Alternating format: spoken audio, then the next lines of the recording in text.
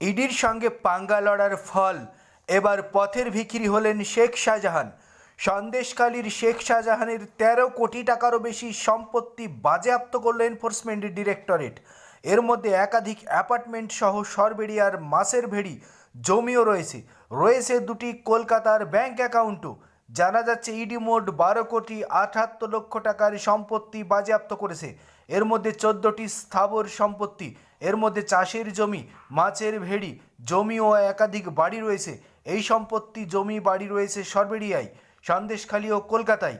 এর পাশাপাশি আর্থিক তছরূপের ঘটনায় দুটি অ্যাকাউন্টও ফ্রিজ করেছে ইডি। তদন্তের স্বার্থে শাহজাহানকে হেফাজতে পাওয়ার চেষ্টা করছে ইডি সিবিআই। আদালতের নির্দেশ সত্ত্বেও এদিন তাকে হেফাজতে নিতে পারেননি সিবিআই। রেশন দুর্নীতিতে নাম জড়ায় সন্দেশখালীর বাদশা শাহজাহানের। ৫ই জানুয়ারি তার বাড়িতে হানা দেয় ইডি। হামলার শিকার হয় তদন্তকারীরা, কিন্তু ধোঁয়াশোয়ার বাইরে ছিলেন শেখ শাহজাহান। প্রায় ২ মাস পরে রাজ্য পুলিশ তাকে গ্রেপ্তার করে তদন্তভার নেয় সিডিআই। কিন্তু মঙ্গলবার চিত্রনাট্যের পট পরিবর্তন হয়। আদালতের তরফে নেজাট ও বনগাঁ থানার মোট ৩টি মামলার তদন্তভার সিবিআইকে হস্তান্তর করে কলকাতা হাইকোর্ট। কিন্তু সিবিআইয়ের হাতে শেখ শাহজাহানকে এখনও পর্যন্ত তুলে দেওয়ার কোনো খবর নেই। এর মাঝেই ইডি এবার বিরাট ঝটকা দিল শেখ শাহজাহানকে। এক লপ্তে প্রায় ১৩ কোটি টাকার স্থাবর সম্পত্তি বাজেয়াপ্ত করল শেখ শাহজাহানের।